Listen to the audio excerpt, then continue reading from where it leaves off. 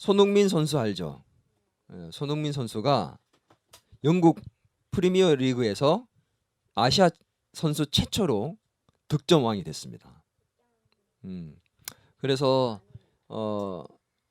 득점왕이 되고 난 다음에 한국으로 돌아올 때 이 공항에 이 손흥민 선수를 보기 위해서 수많은 인파들이 몰려들었죠. 기자들부터 시작해서 또 팬들까지. 소위 금이 환영한 겁니다. 금이 환영이 뭐예요? 출세하고 성공한 이후에 고향으로 돌아오는 것, 고국으로 돌아오는 것. 성공한 사람이 고향으로 돌아와서 인정받고 그 기쁨과 영광을 함께 나누는 모습을 가리켜서 금이 환향, 그런 모습들이 손흥민 선수에게 있었죠.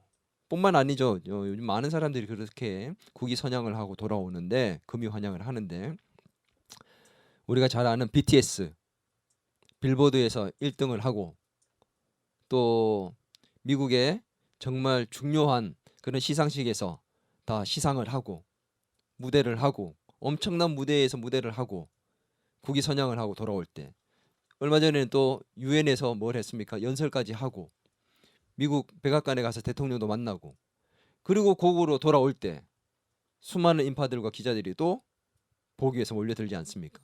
그들이 고향으로 돌아갔을 때는 어땠을까요? 정말 이루 말할 수 없겠죠. 집으로 돌아가고 고향으로 돌아갔을 때 진짜 말 그대로 금이 환향이 된 것입니다. 우리 모두는 그런 금이 환향을 꿈꾸며 살아가는 것 같아요. 내가 잘 되어서 내 집으로 돌아가고, 내가 잘 되어서 내 친구들과 고향으로 돌아가서 그런 모습들을 보여주고 그 기쁨과 영광을 함께 나누고 싶은 마음이 누구에게나 다 있습니다. 지난주 본문 말씀에서 예수님께서 누구를 고치셨습니까? 혈루증에 걸렸던 여인을 고치셨고, 야이로의 죽은 딸을 다시 살렸습니다. 안 그래도 예수님은 이미 벌써 핫 이슈가 됐고 슈퍼스타처럼 영웅이었습니다. 수많은 인파들이 예수님 보기 위해서 따랐어요.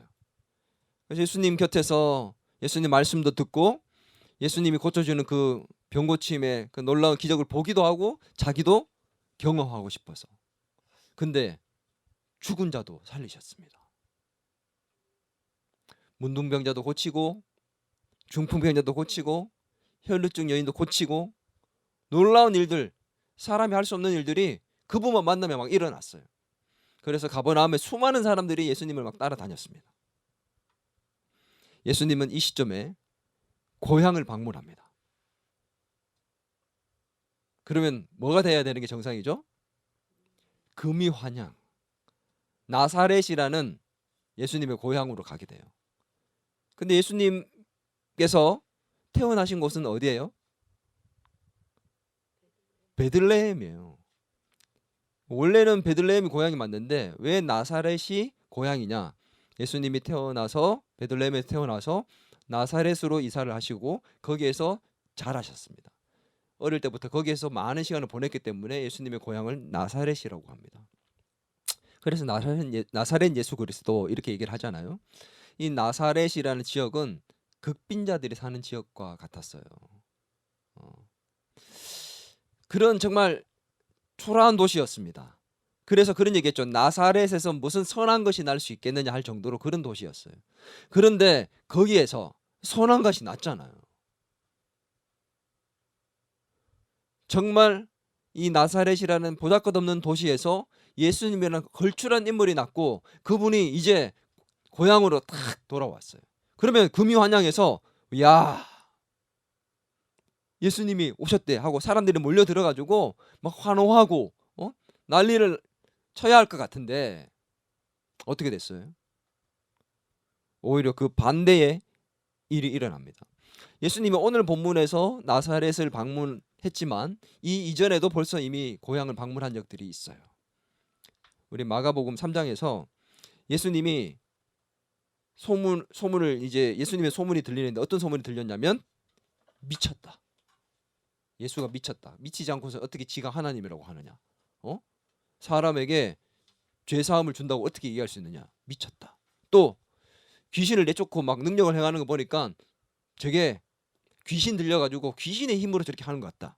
귀신 들렸다. 미쳤다. 이런 소문이 막 들리니까 친척들과 가족이 예수님을 데리러 가기 위해서 옵니다. 그 마을에 갔을 때 나사렛에서. 거기에서도 환대를 받았습니까? 못 받았습니까? 지난번에도 환영받지 못했어요.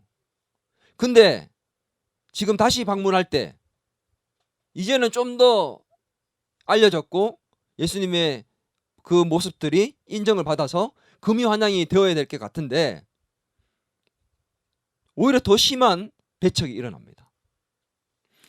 오늘 본문에는 등장하지 않지만 똑같은 내용이 있는 누가복음 4장에서 보면은 이 예수님이 안식일날 회당에서 가르치고 난 다음에 그 가르침을 들은 그 사람들이 열받아가지고 예수님을 산 낭떠러지로 끌고 가요. 그리고 산 낭떠러지에서 예수님을 밀쳐서 떨어뜨리려고 합니다. 죽이려고 했다는 거예요. 어디에서요? 고향에서. 이 고향은 그 당시에는 시족 중심의 사회였어요. 무슨 말이에요? 다 가까운 친척들과 정말 가까운 사람들로 인해서 만들어져 있는 그런 사회였습니다.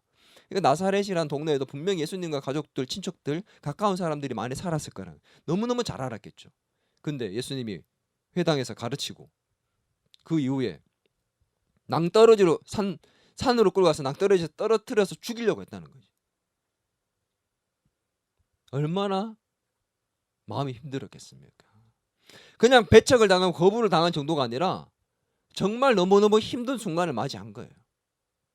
마음이 괴롭고 가까운 사람으로부터 배척을 당하고 거부당하고 죽임을 당할 뻔한 요셉과 같은 그런 상황이었던 거죠. 제자들이 어땠겠습니까? 제자들이 예수님을 따라서 고향으로 갈 때, 야, 그동안 한번 보세요. 그동안 예수님의 행적을 보세요. 완전 슈퍼스타. 가는 곳곳마다 병자들이 낫고 막 죽은 사람도 살아나고, 엄청나잖아. 가르치는 것도 보통 사람 같지 않고 수많은 인파가 따르고 옷자락이라도 한번 만져보고 싶어서 막 그러고, 이야, 우리 스승님 대단해. 짱이에요. 막 그러고 따라다녔단 말이야.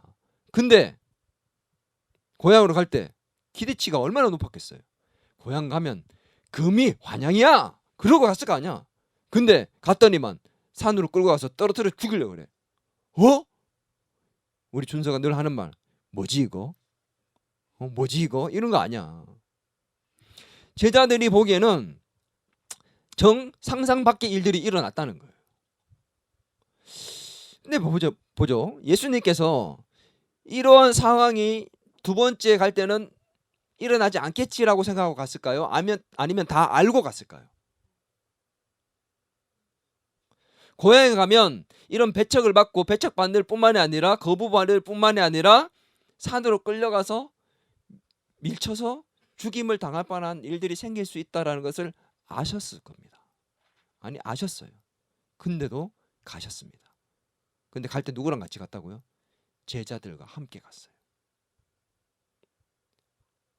아니, 제자들에게 멋진 모습만 보여주다가 갑자기 제자들을 데리고 가서 알면서도 끌고 가서 그걸 보여주셨어요. 왜 그랬을까? 도대체 왜 예수님께서는 아시면서도 제자들을 데리고 고향으로 가셨고 거기에는 도대체 어떤 숨은 의도가 있는가? 오늘 우리는 이 본문을 통해서 그 숨은 의도를 찾아내고 그 가운데 오늘 우리에게 주시고자 하는 말씀과 메시지가 뭔지를 찾아보려고 합니다. 먼저 우리가 예수님께서 얼마나 배척을 당하시고 거부를 당하셨는지에 대해서 자세하게 좀 살펴보려고 해요. 2절 같이 한번 읽어볼까요? 시작. 안식일이 되어 회당에서 가르치시니 많은 사람이 듣고 놀라 이르되 이 사람이 어디서 이런 것을 얻었느냐? 이 사람이 받은 지혜와 그 손으로 이루어지는 이런 권능이 어찌 됨이냐? 아멘. 회당에서 예수님은 가르치시는 사역을 계속 했습니다. 똑같이 회당에서 안식일날 가르치셨어요. 뭐에 대해서 가르쳤는지 여기에서는 언급하지 않습니다. 마가복음에서는. 그러나 우리는 충분히 알 수 있죠. 마가복음의 계속해서 예수님이 회당에서 가르쳤던 내용들이 뭐였어요? 하나님 나라에 대한 가르침이었습니다. 가르치기만 했겠습니까? 예수님은 항상 어떻게 하셨죠? 가르치고 난 다음에 능력을 베푸셨어요. 기적을 행하셨어요. 오늘 마가복음의 본문에서는 기록되어 있지 않지만 이런 내용이 있습니다. 2절에 보면 이 사람이 받은 지혜와 그 다음에 뭐라고 되어 있습니까? 그 손으로 이루어지는 이런 권능이 어찌 됨이냐. 그러니까 예수님께서 가르치시고 거기에서도 능력을 뭔지는 모르지만 행했던 것 같아요. 자, 그러면 보통 이렇게 되면 권위 있는 말씀을 가르치셔서 지혜를 깨닫게 되고 능력을 행해서 그 능력을 보게 되면 보통 반응이 어떤 반응이었어요? 와, 이분은 뭐지? 하나님이신가? 도대체 어떻게 이럴 수 있지? 그래서 많은 사람들이 믿기 시작했다는 겁니다. 믿음이 발생했어요. 문제는 이 나사렛의 사람들이 예수님의 가르침을 듣고 능력 행하는 것을 봤지만 이것이 믿음으로 연결되지 않았다는 것이에요. 나사렛 사람들은 예수님의 가르침을 듣고 능력을 받지만 이것이 믿음으로 연결되지 않고 믿음이 발생하지 않았다는 것이 문제입니다. 열매를 맺지도 못했어요. 당연한 거죠. 5절 6절을 같이 한번 읽겠습니다. 시작. 거기서는 아무 권능도 행하실 수 없어 다만 소수의 병자에게 안수하여 고치실 뿐이었고 그들이 믿지 않음을 이상히 여기셨더라. 이에 모든 촌에 두루 다니시며 가르치시더니. 똑같은 예수님의 가르침을 들었지만 가버나움에서는 믿음이 발생했고 갈릴리에서는 믿음이 발생하고 기적이 나타났습니다. 근데 나사렛에서는 믿음이 발생하지도 않고 믿음이 연결되지도 않고 기적을 예수님이 나타내 보이시지도 않았습니다. 무엇이 문제였습니까? 나사렛 사람들이 어떠했기 때문에 이런 일들이 일어났을까요? 왜 나사렛 사람들은 믿지 못했을까? 결과적으로 얼마나 손해예요. 가장 가까운 사람들이 가장 큰 손해를 본 거나 마찬가지잖아. 나사렛 사람들이 믿지 못한 이유가 뭘까 도대체? 왜 예수님의 그 똑같은 가르침과 권능을 받지만 누구는 믿고 누구는 믿지 못했을까? 오늘 나사렛 사람들이 믿지 못했던 그 모습들을 보면서 살펴보면서 우리는 반면교사, 그들이 잘못된 모습을 보고 우리는 교훈 삼아서 우리는 그렇게 하지 않고 우리는 예수님의 말씀을 듣고 믿고 믿음을 발생하여 예수님의 능력을 경험하는 인생이 될 수 있기를 주의 이름으로 부탁드립니다. 3절을 같이 한번 읽겠습니다. 시작. 이 사람이 마리아의 아들 목수가 아니냐? 야고보와 요셉과 유다와 시몬의 형제가 아니냐? 그의 누이들이 우리와 함께 여기 있지 아니하고 하냐 하고 예수를 배척한지라. 예수를 믿지 못하고 배척했던 첫 번째 이유는 그들이 선입견과 고정관념을 가지고 있었기 때문이에요. 희족 사회이기 때문에 너무 잘 알았다고 했죠.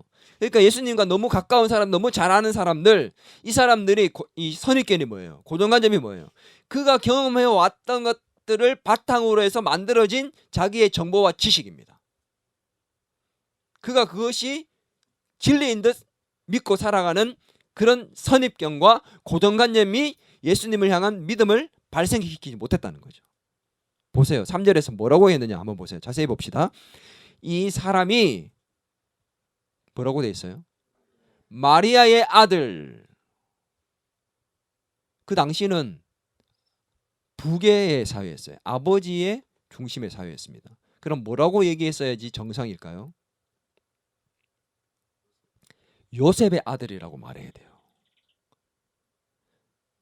요셉의 아들이라고 얘기해야 되는데 지금 누구라고 얘기합니까? 마리아의 아들 이렇게 얘기합니다. 왜 그렇게 얘기했을까요? 학자들은 요셉이 죽었기 때문에 그렇게 얘기했을 것이다 라고 얘기합니다. 그러나 요셉이 죽었다 할지라도 어떻게 얘기해야 되는 게 정상이에요? 요셉의 아들이라고 말해야 정상이에요. 근데 왜 그렇게 얘기했을까? 예수님을 깎아내리고 비하시키는 말이에요. 그 당시의 사회에서는 어머니의 이름을 이렇게 붙여서 얘기하는 것은 정말 모욕적인 말이었습니다. 사생아 취급하는 거였어요. 욕하는 거예요. 근데 그렇게 말할 뿐만이 아니었어요. 이 모욕적인 표현을 할 뿐만 아니라 한 가지를 더 덧붙입니다. 마리아의 아들 뭐라고요? 목수가 아니냐. 그 당시의 목수는 비천한 직업이었습니다. 이 말이 뭐예요? 얘가 어떻게 이런 지혜 있는 말을 하고 어떻게 이런 권능을 행할 수 있느냐? 아니 마리아의 아들 목수 아니냐? 이 정도 이렇게 살아가는 이 비천한 인물이 이게 뭐야? 그 예수님의 말씀과 권능을 깎아내리는 거예요. 멸시하고 무시하고 쟤 뭐야 쟤? 아유, 쟤 목수 아니야? 마리아의 아들 아니야? 비웃고 비아냥거리고 깎아내리고 폄하하는 그런 발언이었습니다. 마리아 아들 목수가 아니냐. 너무 가까이 잘 아니까 이런 말을 한 거예요. 결국은 본인들의 예수님을 향한 선입견, 고정관념이 있다 보니까 이런 생각을 하고 있다 보니까 마리아 아들 목수로 저 뭔데 쟤? 콜리게 걔 예수 걔 아니야? 그렇게 생각하고 있으니까 앞에서 메시지를 전하는데 그게 들리지 않는 거예요. 마음에 뿌려지지 않는 거예요. 어디서 저런 걸 들어가지고 어디서 주워 듣긴 잘 주워 들었네? 이런 생각을 했겠지. 그래서 뭐라고 얘기합니까? 이의 지혜가 제 말하는 게 권능이 어디에서부터 왔느냐? 출처가 어디냐? 어디서 주워 들은 거야? 무시하는 거야. 그러니 믿음이 발생하지 않는 겁니다. 오늘 우리는 그들만의 이야기가 아니라는 걸 알아야 돼요. 우리도 마찬가지입니다. 내가 가지고 있는 고정관념과 내가 가지고 있는 선입견 때문에 말씀을 듣지만 그 말씀이 튕겨져 나갈 때가 많고 받아들이지 못할 때가 많아요. 내가 살아왔던 경험과 그 경험을 토대로 만들어진 나의 고정관념이나 선입견들 때문에 예수님 말씀이 받아들여지지 않고 믿음으로 연결되지 않는 경우가 너무 많이 있다는 겁니다. 말씀을 들을 때는 보면은 혈루증 환자가 나왔어요. 문둥병자가 나왔습니다. 근데 내 마음에는 믿음으로 연결되지 않는 겁니다. 그건 그들의 일이고 나에게는 그런 일이 일어나지 않겠지. 내 병은 못 낫겠지. 이건 그냥 평생 바울처럼 들고 가야 되는 병이겠지. 내 경험으로 인해서 이때까지 낫지 않았으니까 이제라도 낫지 않겠지 라고 생각하고 튕겨내는 거예요. 밀치는 겁니다. 믿음이 발생하지 않습니다. 저 사람은 변하지 않겠지. 저 사람은 저렇게 살다 가겠지. 말씀을 듣지만 사람이 변한다고 믿지 않고 말씀을 듣지만 내 생에 있는 물질적인 문제 해결되지 않는다고 생각합니다. 오늘 나에게는 일어날 수 없는 일인 것처럼 내 경험을 바탕으로 오늘 우리는 가지고 있는 내 선입견과 나의 고정관념 때문에 말씀을 듣지만 그거는 그 당시에 그에게 일어난 일일 뿐인 거예요. 그리고 간증을 듣지만 그것은 그 사람에게만 일어난 일일 뿐입니다. 나에게는 그런 일이 일어나지 않는다 라는 믿음으로 연결되지 않는 일들이 우리에게도 지금 일어나고 있다는 겁니다. 내가 살아온 경험 가운데 생긴 고정관념과 선입견을 내려놓고 말씀을 들읍시다. 나에게도 일어날 수 있다. 아멘. 그래야 믿음이 발생합니다. 지금까지 실패를 했어도 오늘 말씀을 들을 때 일어날 수 있다고 예수님이 말씀하시면 그걸 믿으면 되는데 말씀을 들으면서도 또 안 되겠지. 또 실패하겠지. 또 변하지 않겠지. 또 고쳐지지 않겠지. 이 문제는 끊임없이 들고 가겠지 라고 생각하고 계속 말씀을 들으니까 믿음이 발생하지 않는 거예요. 그리고 왜 또 이런 일들이 믿음이 연결되지 않느냐? 3절을 같이 한번 보겠습니다. 3절에 보면 야고보와 요셉과 유다와 시몬의 형제가 아니냐. 예수님의 형제들을 언급했어요. 그리고 또 그들의 누이들이 우리와 함께 있지 않느냐. 예수님의 형제가 동생들이 남동생도 있고 여동생도 있었습니다. 근데 그들이 누군지 정확하게 이름을 언급했어요. 예수님에 대해서 객관적인 정보와 지식들을 너무도 잘 알고 있었습니다. 그런데 거기까지 정보의 지식을 갖고 있는 거기까지만 그들에게 할당되었던 거죠. 이 정보와 지식이 믿음으로 연결되지 않았습니다. 왜요? 그것 때문에, 정보와 지식을 알고 있었던 것 때문에. 이 말이 뭐예요? 야고보와 요셉과 유다, 시몬의 형제 아니냐. 얘들 동생들 누군지 너희 알잖아. 봐봐, 우리하고 똑같은 평범한 사람이야. 예수님을 누구 취급하는 거예요? 평범한 사람으로 대하고 있는 겁니다. 예수님에 대한 잘못된 암, 정보, 지식을 습득하고 있는 거죠. 오늘 우리도 마찬가지예요. 많은 설교를 듣지만 예수님에 대한 지식이 쌓여가지만 거기까지입니다. 예수님에 대해서 지식이 많이 쌓인다고 해서, 정보를 많이 습득한다고 해서, 객관적인 정보가 내가 많이 있다고 해서 그게 믿음이 큰 게 아니에요. 착각하면 안 돼요. 성경을 많이 알고 많이 읽고 객관적인 정보가 많아진다고 해서 그것이 믿음이 큰 것과 똑같은 것이 아니라는 겁니다. 오늘 내가 성경을 많이 봤으니까 설교를 들으면서 이런 생각을 합니다. 아, 저 얘기 나 아는 얘기야. 아, 저 얘기 들어봤던 말인데. 아, 저 내용 내가 너무 잘 알지. 아, 저 말씀. 아, 또 저렇게 얘기하겠지. 그렇게 생각하니까 믿음이 발생하지 않는 겁니다. 예수님에 대한 객관적인 정보와 지식이 많이 쌓이는 것보다 그것을 내 것으로 받아들이는 좋은 땅이 되어야 됩니다. 그래서 열매가 맺혀져야 된다는 거죠. 성경에서 안다라는 그 단어는 있잖아요. 어떤 단어냐면요, 그냥 단순히 객관적인 지식을 아는 그 알미 아니라 예수님을 아는 것을 더 기뻐하신다고 할 때 그것은 부부 사이에서의 그 긴밀한 알을 얘기하는 겁니다.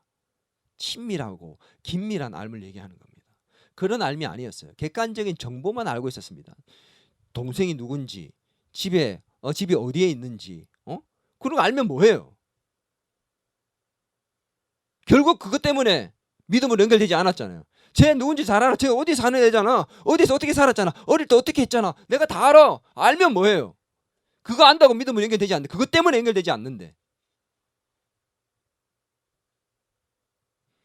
잘 아니까 남을 평가하는 겁니다. 성경을 잘 아니까 남을 평가하고 있어요.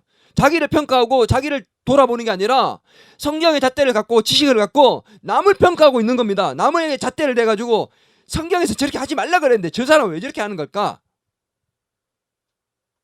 그러니까 믿음으로 연결되지 않는 거예요. 설교를 들으면서도 남에게 자꾸 잣대만 대고 있습니다. 아, 이 설교 저 사람이 들어야 되는데, 아, 이거 말씀 저 사람이 들어야 되는데, 아, 이 말씀 들어보니까 저 사람이 저렇게 안 사네. 아, 지식만 쌓이는 거예요. 그러니까 믿음으로 연결되지 않는 거예요. 오늘 나사렛 사람들이 그렇게 살았습니다. 오늘 우리에게도 그렇지 않냐는 거예요. 우리는 반면교사 삼아서 우리는 그렇지 않아야 할 것입니다. 아멘. 예수님께서 이렇게 배척을 당하셨어요. 무시당하고.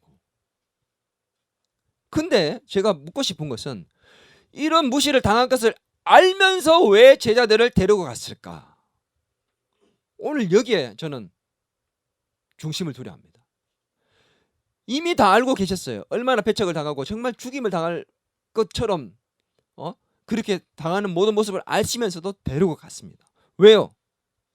사실은 예수님께서 제자들에게 이 모습들을 보여주실 것이 아니라 더 멋진 모습을 보여줘야 되는 상황이었어요. 왜냐하면 오늘 이 배척 당하는 것 이후에 어떤 일이 발생하냐면 예수님께서 제자들을 복음 전한 일꾼으로 파송을 하십니다.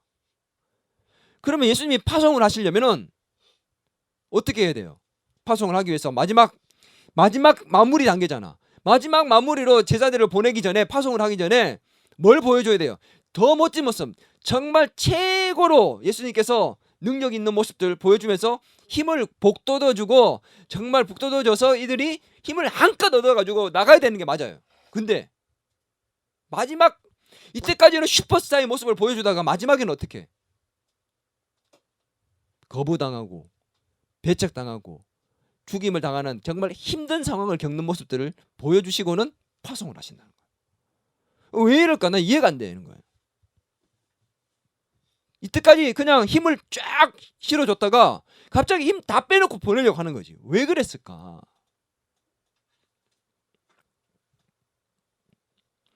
오늘 예수님께서는 제자들을 파송하시기 전에 반드시 보여주시고 싶은 것이 있었기 때문에 이 배척당하실 것을 알면서도 제자들을 고향으로 함께 데리고 갔던 겁니다. 그냥 배척당하는 것이 중요한 게 아니에요. 이 배척당하는 것을 제자들에게 보여주시고 싶었습니다. 왜 그랬을까요? 왜냐? 앞으로 너희들이 갈 길은 금이 환영할 것만 있는 길이 아니다. 환영받고 사람들에게 영광을 받는 길만이 아니다.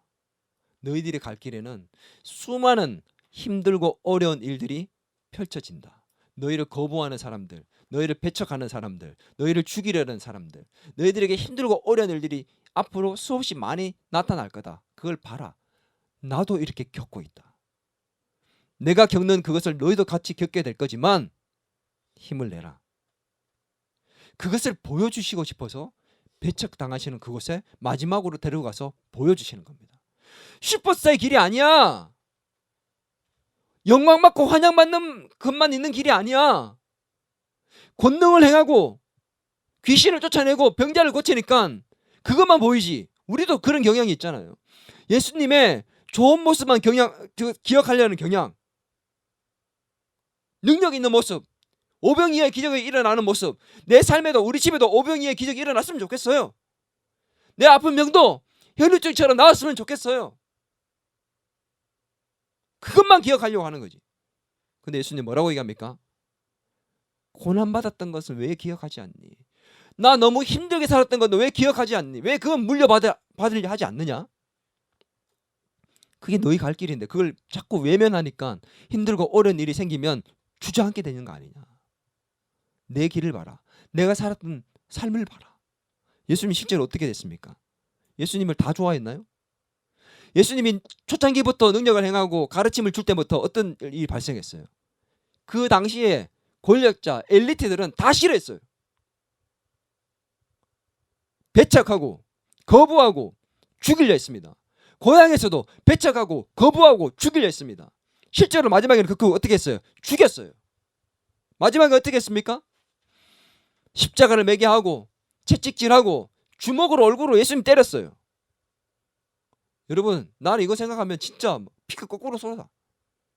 내가 그렇게 사랑하는 예수님을 주먹으로 누가 때리는 걸 봤다고 생각해 보세요. 우리 사랑하는 아들을 누가 주먹으로 때리면 나는 이성을 잃을 것 같아. 침을 뱉었대, 얼굴에다가. 그냥 뱉다가 이렇게 했겠어요? 했지 않을까?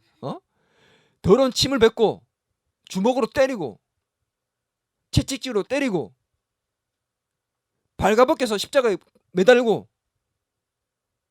그 수치와 모욕을 당했던 게 예수님입니다. 결국은 죽임을 당했잖아요. 보세요. 예수님께서 이 나사렛으로 가기 전에까지만 해도 환영하고 정말 많은 사람들이 영광을 받았지만 결국은 나중에는 어떻게 됩니까? 배척받게 되잖아요.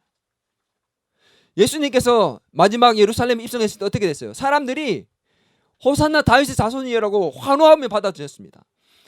정말 그 예수님을 그렇게 환호했던 그들이 결국은 며칠 지나자 어떻게 됐어요? 예수님을 십자가에 못 박았어요. 자기들이 원하는 메시아가 아니었어요. 자기들에게 주는 영광을 줄 수 있는 사람이 아니었습니다. 로마로부터 구해줄 사람이 아니었습니다. 자꾸 이상한 엉뚱한 소리만 하는 사람이었습니다. 하나님 나라에 대해서 얘기하고 지금까지 배웠던 가르침과 다른 가르침을 얘기하는 엉뚱한 사람이 자기의 기대와 달라지니까 십자가에 못 박아버렸어요. 오늘 우리도 그렇게 자꾸 성공하는 거, 좋은 거, 영화, 누릴 수 있는 것들, 영광들 이런 모습들만 기대하고 예수님이 힘들었던 모습들은 배척하려고 해요. 그러나 성경은 분명히 얘기합니다. 우리가 영광을 받기 위해서는 고난도 함께 받아야 한다. 힘든 일이 없어야지만 된다고 생각하는 우리에게, 예수 믿는 자에게 형통하기만 하고 힘든 일이 없어야 된다고 생각하고 살아가는 잘못된 우리의 생각에 대해서 성경은 분명히 그렇게 얘기합니다. 로마서 8장 17절 중요한 말씀입니다. 같이 한번 읽겠습니다. 시작. 자녀이면 또한 상속자 곧 하나님의 상속자요 그리스도와 함께한 상속자니 우리가 그와 함께 영광을 받기 위하여 고난도 함께 받아야 할 것이니라. 아멘. 상속자가 뭐예요? 아버지로부터 물려받는 사람입니다. 예수님께서 받으셨던 그 영광을 물려받는 상속자입니다. 근데 뭐도 함께 물려받으래요? 예수님이 받았던 고난도 함께 물려받아야 할 자라고 이게. 이게 무슨 말인지 알겠어요? 너의 인생은 예수님께서 받으신 영광만 있는 게 아니라 예수님이 누렸던 그 영광뿐만이 아니라 고난도 함께 상속을 받아야 된다는 거예요. 있어도 되고 없어도 되는 게 아니라 받지 않으려고 해서 안 받아야 되는 게 아니라 함께 받으라는 겁니다. 우리는 상속자래요. 영광과 고난을 함께 받아야 되는데 우리는 영광만 받으려고 형통하기만 바랍니다. 잘 되고 금이 화장만 바랍니다. 근데 예수님은 어떻게 해요? 제자들을 끌고 가서 뭐를 보여주십니까? 힘들고 어려운 길이야. 너희가 예수 믿고 가는 길이 힘들고 어려운 길이야. 근데 그것도 받아야 된다? 그게 너희가 갈 길이야.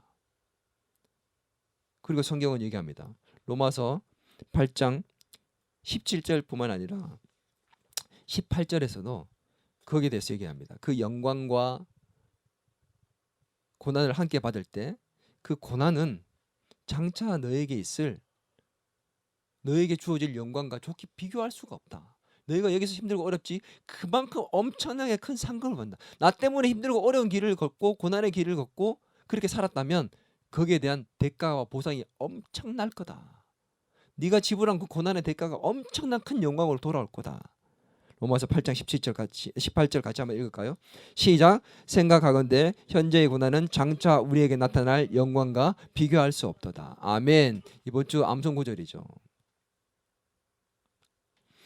예수님께서는 이렇게 고난 당할 길을 갈 제자들에게 당부하신 것이 두 가지가 있습니다. 8절에서 9절 먼저 한번 읽을까요? 시작.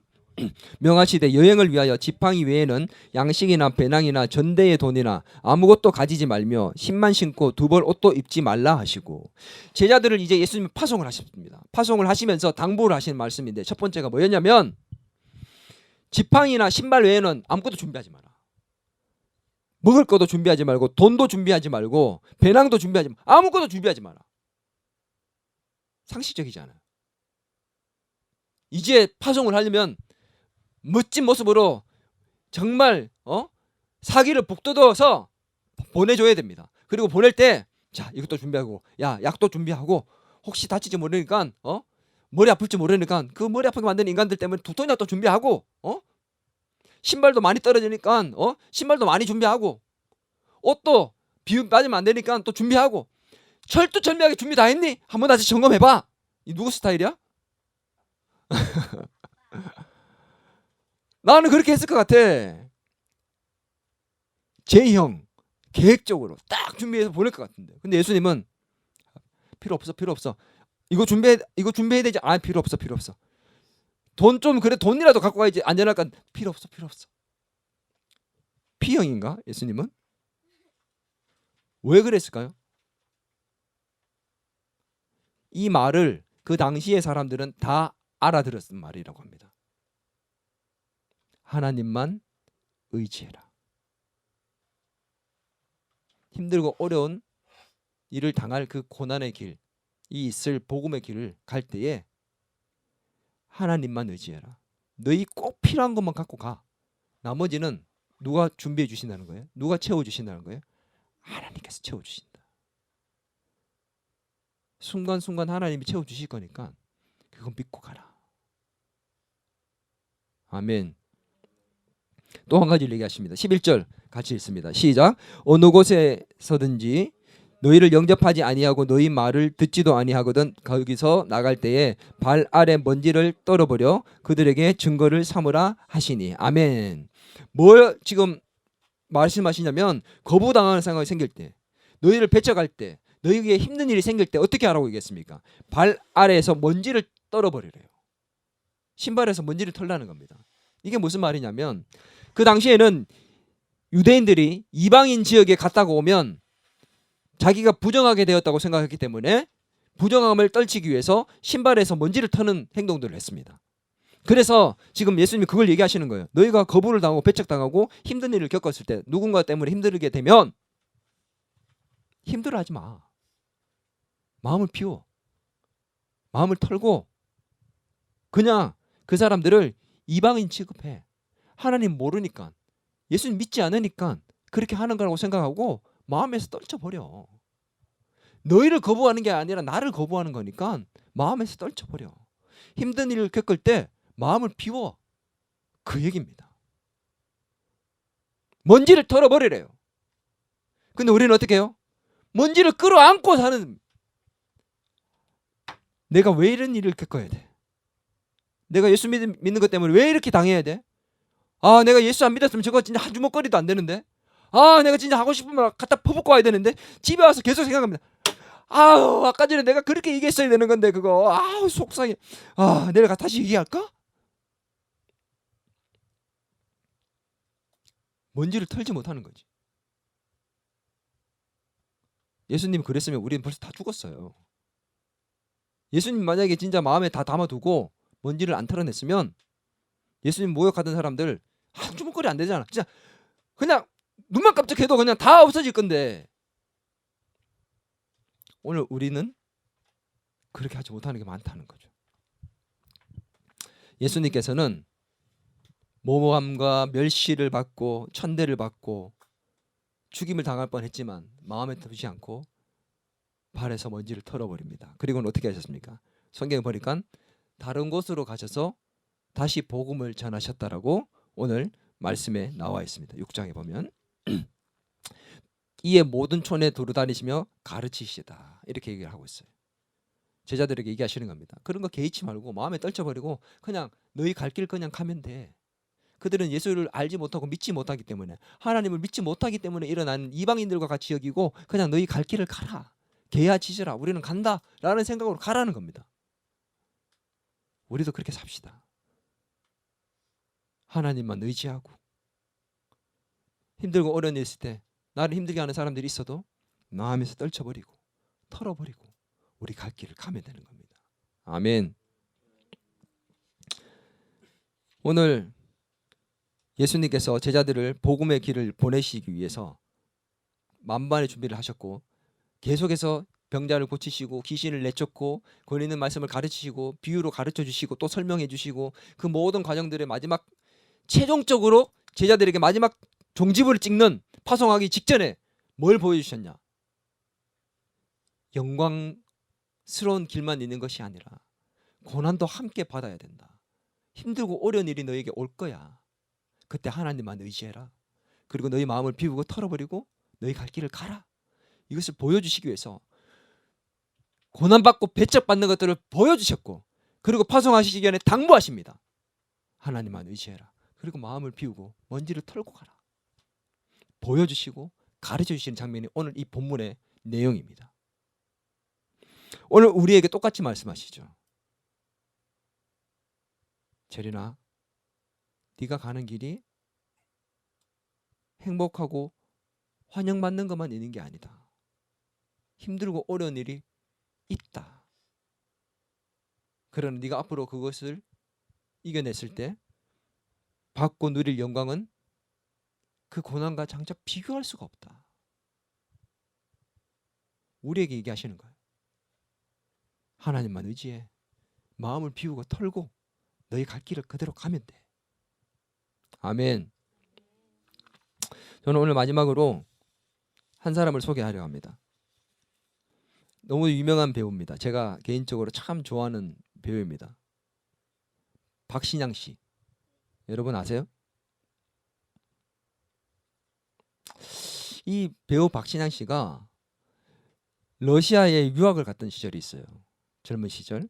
그 1년차 때 돈이 너무 없고 힘들어가지고 고생을 엄청 했나 봐요. 그래서 너무 힘들어가지고 유학 1년차 때 교수님에게 찾아가서 선생님, 저는 왜 이렇게 힘든가요? 이렇게 물어봤대요. 그랬더니 그 질문에 대해서 이 교수님께서 어떤 철학자가 썼던 시집을 한 권 주시면서 이걸 공부해서 와, 이렇게 얘기했대요. 그래서 그 시집을 가져가서 공부를 하는데 그 시집의 내용이 이런 내용이 있었답니다. 당신의 인생이 왜 힘들지 않아야 한다고 생각하십니까? 당신의 인생이 왜 힘들지 않아야 된다고 생각하십니까? 라는 말이 있었대요. 그래서 박신양 씨가 충격을 받았대요. 우리는 언제인지부터, 아니 태어날 때부터인지도 몰라요. 행복해야 된다고, 힘들지 않아야 된다고 생각하고 살아갑니다. 우리의 인생이. 금이환영, 환영받고 축하받고 영광을 거두는 인생을 살아야 된다고. 그렇지 않으면 내 인생이 힘든 거고 어려운 거고 그러면 안 된다고 생각해요. 근데 그 책에서 그렇게 얘기하는 거예요. 왜 당신은 당신의 인생이 힘들지 않아야만 된다고 생각합니까? 라고 질문을 했는데 그 질문을 듣는 순간 충격을 받았대요. 여러분, 힘들면 그것은 내 인생이 아닙니까? 힘든 상황들, 순간들은 내 인생이 아닙니까? 이 박신양 씨가 생각했대요. 곰곰이 생각해봤대요. 힘들 때와, 내 인생에서 힘들 때와 힘들지 않을 때가 얼마나 있을까? 얼마나 각각 있었을까? 곰곰이 생각해봤더니만 거의 50대 50, 힘든 날이 50, 힘들지 않는 날이 50. 근데 조금 더 깊이 생각해보니까 오히려 힘든 날들이 훨씬 많았다는 거야. 그래서 생각했대요. 내가 이 힘든 날들을 인정하지 않고, 내 인생으로 인정하지 않고 내가 사랑하지 않으면 내가 내 인생을 부정하고 내 인생을 사랑하지 않는 게 되더라는 거예요. 무슨 말인지 이해됩니까? 여러분, 우리의 인생도 봅시다. 저도 보세요. 고생 하나도 안 하고 자란 것처럼 보이죠? 아닙니까? 나 어릴 때 그런 얘기 많이 들었는데, 이야, 귀공자처럼 보인다. 고생 진짜 하나도 안 한 것처럼 보이는데 그런 일도 겪었어. 이렇게 얘기 들었다고. 믿거나 말거나. 근데 나도 고생 진짜 너무 많이 했거든. 나는 보니까 내가 곰곰이 생각해봤어. 내 인생은 힘들었을 때와 힘들지 않았을 때를 비율로 따지면 어느 정도 될까 생각해봤더니만 한 80대 20? 80이 행복이면 얼마나 좋을까? 80대 20이나 90대 10밖에 안 되겠더라고. 너무 힘들고 어려운 일들이 너무 많았기 때문에. 근데 이 얘기처럼 내가 그 힘들고 어려운 순간을 내 인생으로 인정하지 않고 행복했던 것들만 인정을 한다면 내 인생이 부정되는 거야. 내가 내 인생을 사랑하지 못하게 되는 거예요. 난 이 말이 너무너무 공감이 되었습니다. 이 박신양 씨가 유튜브에서 짧게 그 세바시라는 거에서 나와가지고 짧게 얘기하는 그 2, 3분밖에 안 되는 메시지였는데 그걸 보면서 내게 너무도 큰 충격과 감동을 줬어요. 그래서 나누고 싶었습니다. 힘든 시간을 사랑하지 않으면 나의 인생을 사랑하지 않는 게 된다. 그것을 인정하지 않으면 내 인생이 부정하게 된다. 부정하게 되는 것이다. 결국 그는 그런 얘기를 합니다. 힘든 시간을 인정하고 사랑할 수 있는 방법을 알게 된다면 얼마나 좋겠습니까? 그렇게 얘기를 해요. 힘든 순간들을 인정하고 사랑할 수 있는 방법을 우리가 터득한다면 좋겠습니다. 이렇게 얘기를 하게 됩니다. 우리가 복음의 길을 가면서 영광만 생각하고 살아가는 것이 아니라 고난도 거부도 힘든 순간도 함께 받아야 한다는 것을 받아들입시다. 여러분, 하나님을 의지하고 마음을 피우고 우리를 거부하고 배척하고 힘들게 하는 그 모든 상황과 사람들까지도 품고 사랑할 수 있어야 됩니다. 나의 힘든 순간까지도 사랑할 수 있을 때 내 인생이 진짜 사랑받는 인생이 되고 내 인생이 진짜 인정받는 인생이 되고 내 인생에 정말 하나님 나라가 펼쳐지는 것입니다. 힘들고 어려운 순간들 속에서 힘들고 어려운 순간들 속에서도 풍랑 속에서도 하나님 나라가 임하는 것을 경험하려면 그것을 인정해야 돼요. 고난도 함께 인정해야 됩니다. 사랑할 줄 알아야 돼요. 그래야 풍랑 속에서도 평안을 경험할 수 있는 하나님의 나라를 경험할 자가 될 수 있는 것입니다. 아멘입니까?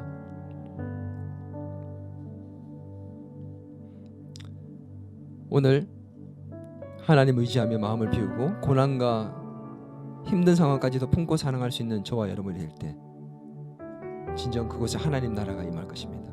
오늘 우리에게 그 하나님 나라가 임하기를 축원합니다. 함께 이 찬양 드렸으면 좋겠습니다.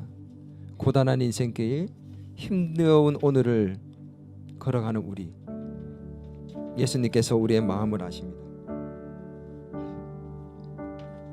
이 찬양 함께 드리면서 우리 주님 함께 하시는 이 인생길, 힘들고 고난하지만 그것까지도 사랑하고 또 인정하고 받아들여서 우리의 삶 속에 폭풍 속에 있다 할지라도 하나님 나라의 평강을 경험할 수 있는 자가 될 수 있도록 그렇게 기도하는 마음으로 이 찬양을 함께 드렸으면 좋겠습니다.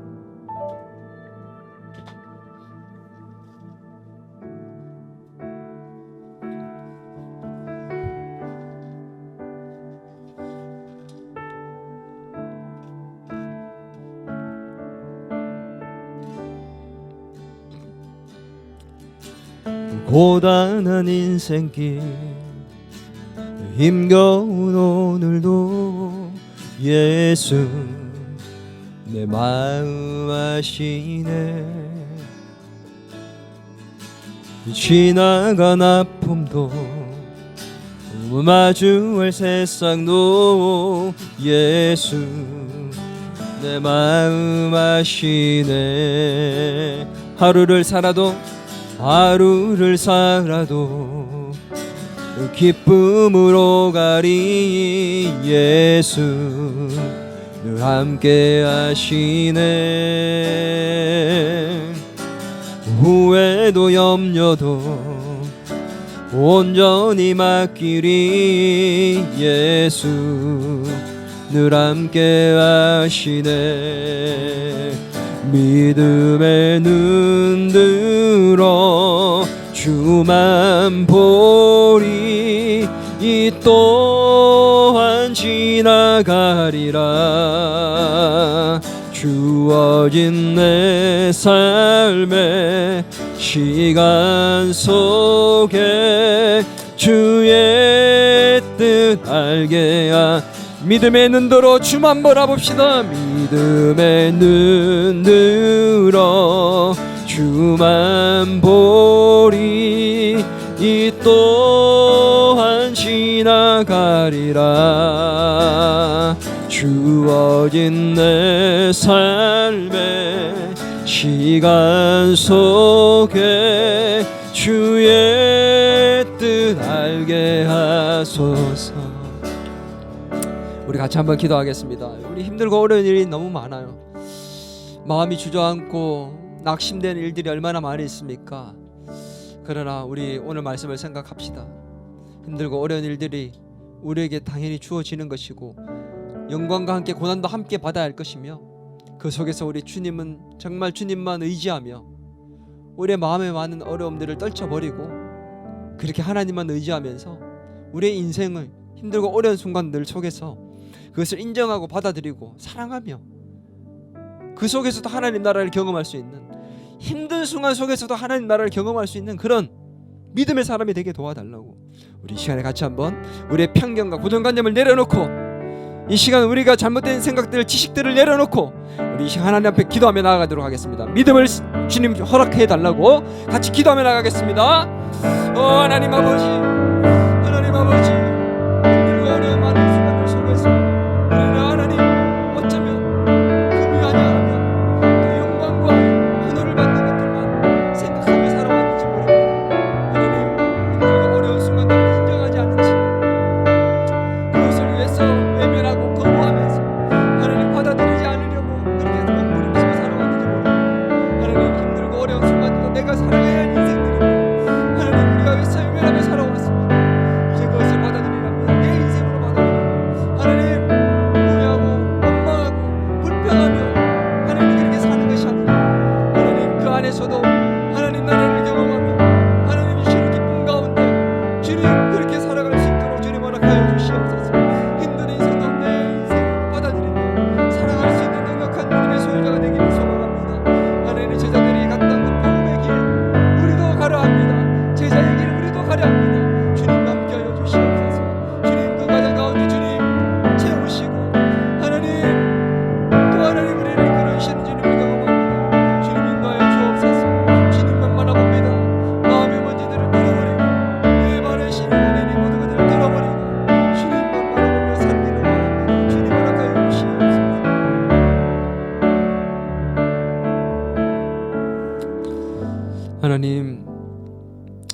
힘들고 어려운 일들이 우리에게 많이 있습니다. 우리 모두에게. 그러나 그 힘들고 어려운 순간들 거부받고 또 상처받고 고난과 힘듦의 연속인 이 삶 속에서 그것을 나는 외면하고 우리 또한 그것을 거부하는 것이 아니라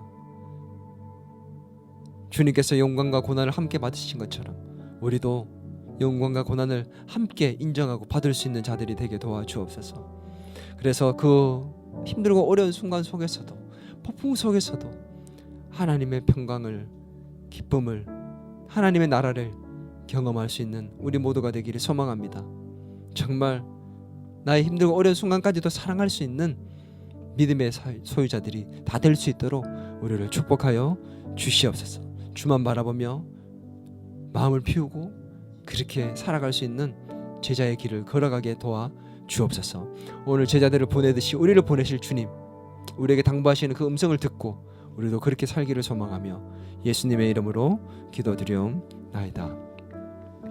이제는 우리 주 예수 그리스도의 은혜와 하나님 아버지의 크신 사랑과 성령님의 감화, 감동, 위로, 교제, 충만하심의 역사가 오늘 우리를 보내시는 주님, 우리를 파송하시고 제자의 길을 가게 하시는 그 주님 앞에서 주님의 그 당부의 음성을 들으며 우리 또한 영광과 고난을 힘들고 어려운 순간까지도 함께 받아들이며 인정하고 사랑하는 믿음의 넉넉한 소유자가 되기를 소망하는 더 기쁨의 교회 모든 가족들과 교회 위에 이 나라 이 민족 위에 이제로부터 영원토록 함께 하시길 간절히 축원하옵나이다.